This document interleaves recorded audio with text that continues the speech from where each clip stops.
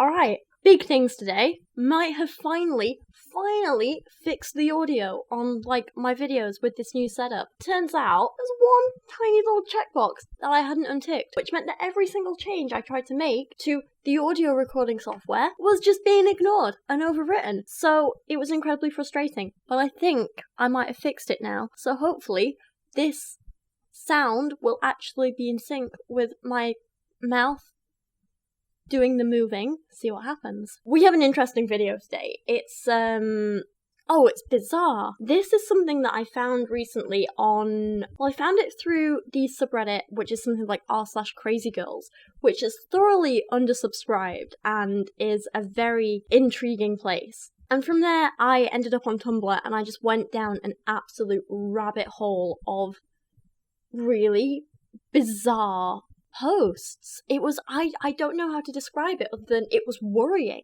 Genuinely worrying. You get girls who are kind of obsessive about the people they're dating, but these girls take it to a whole other level. So, I'm probably going to butcher this pronunciation because it's a Japanese word, but the community of people we're looking at today call themselves Yanderes, I think. Yandere. And basically, it started out as people kind of romanticizing and, role-playing as these girls from, Japanese anime who get, so crazy about the people they're dating that they often get, wild and violent. I looked up a few definitions, right? Apparently, yandere, I'm going to pronounce it like that. If I'm butchering it, I'm sorry. It's going to continue throughout the video. I'm really sorry. But yandere is a portmanteau of two Japanese words, one meaning to be sick and the other meaning strongly and deeply exhausted, infatuated, moonstruck, head over heels, or love-struck. Yandere is also a common term in the otaku fandom. A yandere is a person, usually female, romantically obsessed with someone to the point of using violent means to get them in their arms. That's the bit we want to focus on today. Romantic obsession, often to the point of using violent means to try and get them. There is a whole group of mostly girls on Tumblr who romanticize these anime characters, sometimes roleplay as them, and often bring those traits into their real life and blog about them. They blog about their obsessions with men and how they would do anything for them, and often the stuff they write gets really violent and kind of terrifying. And I am so shocked that no one else is talking about this, because this is bizarre. I genuinely think a lot of the young women writing this stuff do need some kind of help, because even if they're only role-playing it, to romanticize this kind of behavior is unhealthy. So we're going to have a look at a few posts and blogs and stuff today. I'm going to try and censor everyone's names, because I'm not sure exactly to what point some of them are just role-playing and to what point some of them are actually doing this stuff in their real lives. So, yeah, I don't want to kind of call anyone in particular out and shame them as individuals, but what I want to try and do is talk about this whole issue in general and how it's not okay to glamorize this kind of behavior in any way. One blog that I found in particular described themselves as a vent blog for those who need to get possessive thoughts out of their head. And this person posts their own possessive thoughts and those of other people. And they include things like, I don't understand, you said forever, and I'm only making sure it plays out until forever. I keep promises, unlike you. You're going to be so upset with me if you ever find out. I don't want to think about it. That's why you'll never know, okay? It's better for you. For us. I can't think properly. You're slowly dominating my world again. How'd you do this? It's funny how the person that can make me happiest in the world can make me the saddest. I want you more than I've ever wanted anything in my entire life. I just want to keep you in a little box. It's one thing to be a young teenage girl with a crush, and to some extent obsessive crushes, but it's when it takes over everything else in your life that it's a problem. And it's when those, infatuations become obsessions that it's a problem. It's when it's not just about you liking someone, it's about you wanting to possess them. That's when it's a problem. And when that need for possession gets violent or threatening, that's when it's a problem. This is another post that I actually found on Reddit, so I'm not sure entirely where it comes from, but I think it's Tumblr. Actually, no, I think this one might be from Reddit itself. So maybe there's a whole subreddit of these kinds of people on there that I just haven't found yet. We'll look into that. This person wrote a post called My Deepest Desires. I'm very insane, and it's not healthy. I am not condoning this behavior at all, but I need to write my deepest desires somewhere. I'm full of rage and jealousy, so it's easy for me me to get these down. So this person acknowledges that their behaviour is not okay, it's not healthy, and they need a place to vent. But the problem with these kind of circular communities is that no one ever calls them out for this behaviour. They tell them that it's okay and that they do it too, and so on. And this is the same thing that happens in MGTOW and incel communities. Someone vents about something, other people agree with them, and the negative consequences of their actions and behaviour never gets called out, so people keep doing it and they keep getting worse. It's not healthy. We need to look at this kind of behaviour and not glamorise it, not romanticise it, not condone it, and say this is unhealthy and you need to get help. It's good that she recognises that it's not normal, but without wanting to take those next steps to stop herself doing it, it's not helpful. The scary thing is in the next line, when you realise that everything that comes after is all about the fact that, and I quote, "My boyfriend played our video game with another girl." It's something so minor and inconsequential, and yet this is her response. How dare he let her support him in the game while I was asleep? I think about murdering her for getting his attention. I threatened to add her and ask what they talked about if he didn't tell me the truth. It was nothing bad, purely innocent, but my insane mind is full of twisted desires that I won't tell him, nor will I act out most of them. I do not condone this. It is very unhealthy. I'm in treatment for this. Okay, that's actually a really good sign. But again, I still don't think it's necessarily helpful to post on communities like this, where people often kind of big each other up for this kind of thing and encourage this kind of behaviour. But good on her for getting some kind of treatment and saying that she doesn't condone it. Actually, yeah, I do think that's a really good thing. But she says this is some of the things that she wants to do to her boyfriend as a consequence of him playing a computer game with another girl. Kidnap him and keep him locked in a room with cameras. He must wear a tracker 24/7. Not that I'd let him leave the house without my permission anyway. I will have all of his passwords to all of his accounts. If I'm not home, I will have access to the cameras, tracker, and accounts at all times. He must keep my name written on his wrist every single day. It should never fade, in preparation for the tattoo he will get of my name. Which is also a really telling sign that a lot of the girls acting this way are teenagers and underage. And at that age, they're so impressionable, especially to, I don't want to say like the peer pressure, but when other teenagers that you look up to, especially online, are condoning this kind of behaviour, that's why it's so easy to get in these negative cycles of dangerous, damaging behaviour, you know? No other girls, including limited contact to any females in his family. No female pets. I'm the only girl he needs. Chain him to the bed or chair daily and make him confess his undying love for me. He'll be forced... Wow, okay. Yeah, I'm not going to read this one. That's rapey. If I'm not home, he must be texting me constantly. If he sees a text or call from me, he must answer right away. I'm his life. There is no other way. Everything revolves around me. Every night we must exchange a small amount of blood, mine mixed with his. He must keep a vial of mine close to him at all times. Also, I must be his wallpaper on everything, computer, phone, tablet, TV, gaming system. I must know every single person he talks to. If he is ever to talk to a girl without my permission, he'll be hurt badly, and what I'll do to her should go unmentioned, for it's far too violent to put into words. If he goes out of the house alone, I'll be tracking his every move, tracking all his socials. I need to know who he's talking to at all times. There will be a camera implanted into his phone so I can see and hear everything. He's mine, all mine, no one else's. You can't have him. No one can. I'm his world. He can't leave. I'd love to see him try.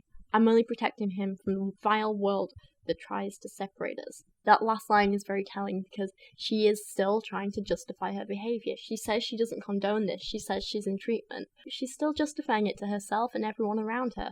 And I think that's incredibly dangerous. Another post I want to look at is from a person who asks, like, what traits this person who's writing the blog post has that they think makes them a Yandere. The person says, I promise I won't judge you, as I too have some bad traits that other people would heavily judge me for. The problem isn't with having bad traits. The problem is with glamorizing them and trying to make them okay and not working to improve them.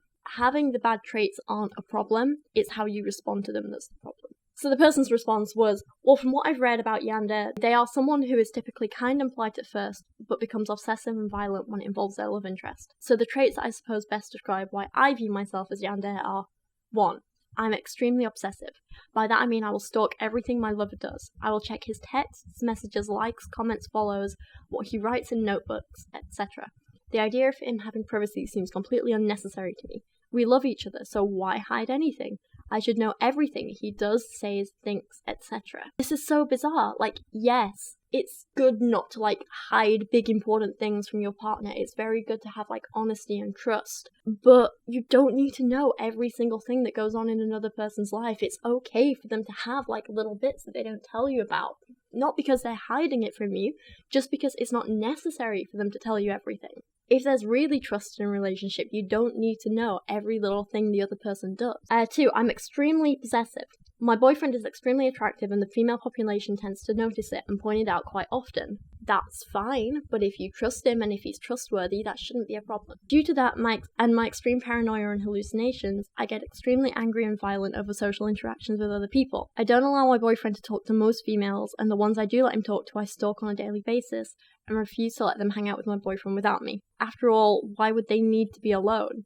He has me, I'm all he could ever need. No one could ever love him as much as I do. It's not okay. And you can't blame these other girls because you don't trust your boyfriend. That's not fair on them. They're innocent parties in all this. They don't deserve to get mixed up in this just because they happen to be friends with someone that you're obsessed with. I get violent if I feel threatened, betrayed, or trapped. I've threatened to stab my boyfriend if he ever cheats on me. I've obviously never physically hurt him, and I wouldn't do so without evidence of cheating.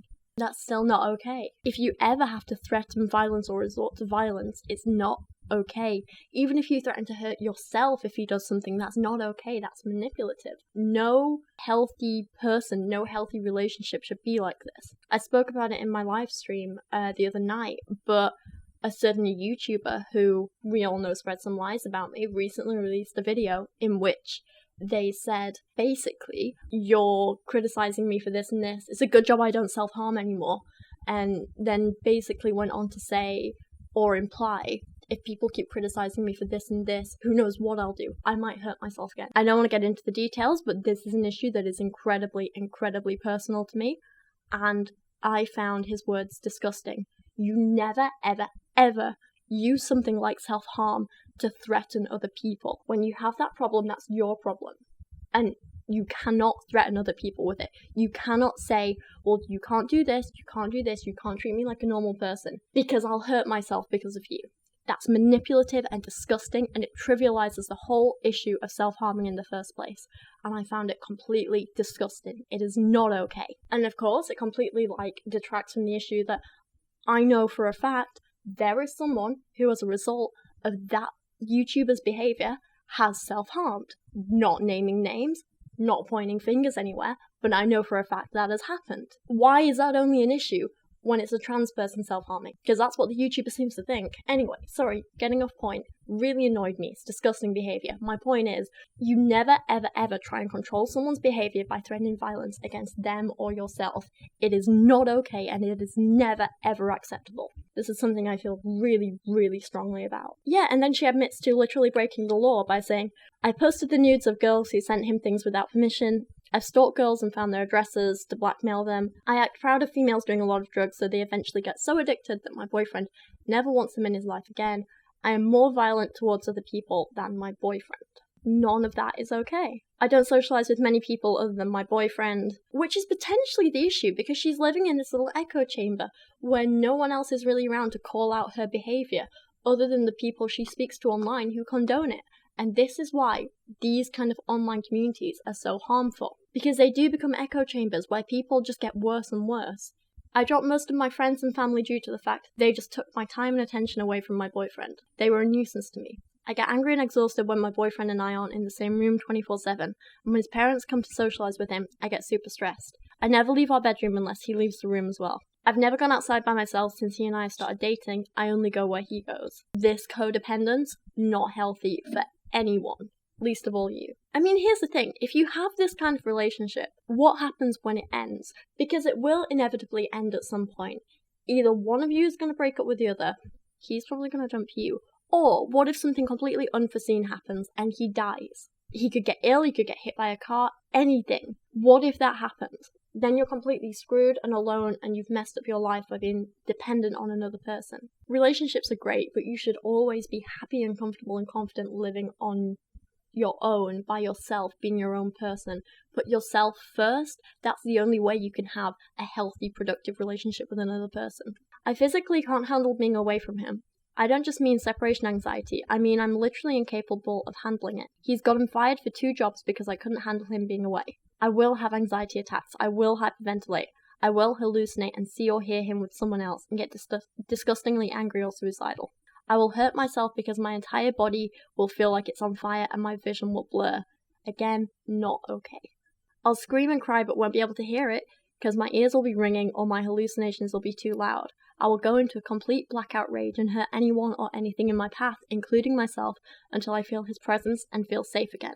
I'm a danger to myself and others when he is away. The thing is, this behaviour is horrible, but I don't blame the individual because she does sound mentally ill and she can't help that. What I'm criticising here isn't necessarily her as an individual, but it's the whole community that condones and glamorises and romanticises and encourages this kind of behaviour. That's what's not okay. We need people to call out this kind of behaviour as being unhealthy and unhelpful and dangerous, because otherwise they'll just keep doing it. This next bit is really worrying as well. I don't think this is part of a Yandere trait, but I'll add it just in case. I'm incapable of feeling positive emotions towards anyone except him. I mean, I already have no empathy towards people in general. What I mean is I'm incapable of feeling happiness, love, excitement, interest, etc. with other individuals. Talking to people brings no emotion to my life. The only other things I am capable of having emotion towards are animals. I don't do anything in a stable mindset without my boyfriend doing it or giving me permission. I will starve to death if he's not going to eat with me. I won't drink anything unless he does too. I won't shower or brush my teeth or hair unless he tells me to or does it as well. I suppose I mimic him in a way. He's hungry? Well, now I'm hungry too. He's thirsty? I'll get us both a drink. He only wants to drink soda? I'll drink it too. I exist specifically for him, and that mindset has never changed and most likely never will. These are all the things I could list off the top of my head, but hopefully I don't get too much hate for it. Hope this helps you though. And that again is another line that worries me. Hope this helps you. These girls are encouraging each other and making it seem like it's absolutely okay to do this kind of stuff, and it's not. On another blog, a person submitted a comment saying, I just want him to be as crazy about me as I am about him. He's constantly on my mind and I want to be on his mind constantly.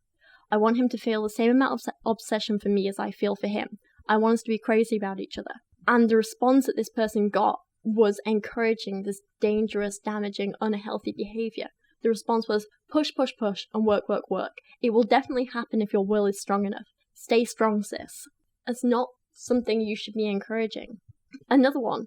I love him so much. All I want is for him to be happy, but I'm so jealous of the boy he likes. I'll scroll through his blog and see the cute things they share with each other, and I get so madly jealous.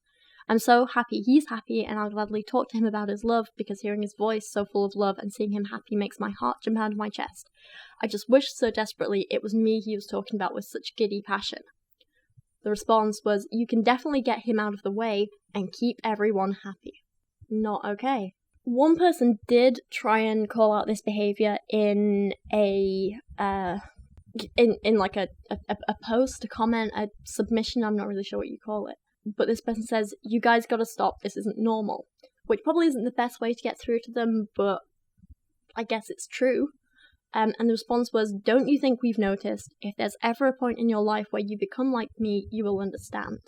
I find this very revealing and it's very interesting because they recognise what they're doing is harmful and wrong, but they are in this little echo chamber where they just keep encouraging each other to do this unhealthy stuff, and they think because it feels natural to them, because they can't help it, because it's part of a mental illness, that somehow justifies it and justifies not getting help, and that's not the case at all. A lot of people can't help many things. You can't help getting cancer, you can't help being depressed, you can't help having anxiety or schizophrenia or any other kind of mental health issue. You can't help having borderline personality disorder. You can't help being bipolar. You can't help if you get a cold or a flu. You can't help if you break your arm. Like, there's lots of things, physical and mental illnesses, you can't help them. But you can help if you decide to change them or not. Like, I don't know, that's oversimplifying things, and I don't want to make it seem like it's their fault if they're ill. I don't know, it's complicated. I guess my point is just that just because something occurs naturally, that doesn't mean you should just accept it for what it is and not try and improve yourself, especially when your behaviour is putting other people and yourself at risk. Look at a few of the posts. There's some really extreme ones, like this one that says, "Do you know how I can hack my boyfriend's WhatsApp or Instagram? He has a lot of girlfriends and he told me they aren't in contact anymore, but I'm really insecure about it." This person says, "I could teach you how to make a phishing email." There's another person who created, or said they created, this world called Lufomania, which they define as a mental illness categorized by a prolonged, excessive, enthusiastic, desirable, and/or obsessive love with another person. This person who made that definition writes in their bio for the blog, "This blog is for any love-maniacs who feel despair of an obsessive love. The love that no one else understands, to the point where it causes you to change in many different ways." And then they point out that they have a dissociative identity disorder and a cutting problem. Yeah, the fact that they recognize they have these issues, again, it's not their fault. It's not something they should be shamed for, but it's also not something we should be glamorizing and encouraging and romanticizing and promoting. So anyway, this is where we're gonna end this here today. I do have a few more posts I want to look at, but this video was getting quite long, so if you're interested in this kind of stuff and you want to see more videos like this, I will record a second video looking at these Yandere posts right now probably, and if you guys are into it and you like it and you want to see more, then I will post another video probably next week or something like that. But in the meantime, let me know what you think of this. Have you ever been as obsessive as this? Have you ever been in a healthy relationship where someone was obsessive like this? What do you think we should kind of do and encourage these kinds of people to do? What is the solution here? How do we encourage them to get help and not behave like this and make sure we're not putting anyone at risk? Let me know your ideas down in the comments below. But for now, yeah, thank you for watching. If you don't want to be like these Yandere girls and you want to be nice and happy and healthy, you should check out my merch store, because I have a great t-shirt over there you might like about kind of being kind and being happy, and it's a design that I really love and I really kind of feel passionate about it, and it kind of summarizes all the values that are the exact opposite of everything we spoke about in this video. So there you go, shameless self-promotion. While we're on the topic, I also want to direct you to Amazon have these great things now where you can put together your own little shops of products, and they're all affiliate links. If you buy anything through it, I do get a little bit of money, not a lot, but every little helps and it supports my channel and means I can keep making these videos. But if you want to head over there, I put together some really cool lists of book recommendations, stuff that I'm reading, stuff that I've read in the past, books that I just really enjoy and really recommend. So if you want to see that kind of stuff and get some cool book recommendations, head over to my Amazon store now. The link is on screen and it's down in the description below. I'm going to end this here. Thank you for watching today. I appreciate you guys so much, and I'll see you again soon. Huge thank you to everyone supporting me on Patreon this month, with a special thank you going to Data Jack, Trae Sprowles, Gambit and Chauffeur, Liv's Pantyhose Addiction, Mark Dauner, Christian Berg, Nathalie Romer, Simon Lundh, Jadeon Sheppard, Robert Korte, Peter Kyrouac, Sir Michael Moore, Christina the Atheist, Sage Valarial and Lauren Hart. You guys and everyone supporting me on Patreon are absolutely amazing, and I couldn't do this without you, so thank you so much. And remember, if you are supporting me on Patreon, you can get exclusive access to my Discord server where you can come join in the conversation. So hopefully I'll see you guys over there. And thank you all so much!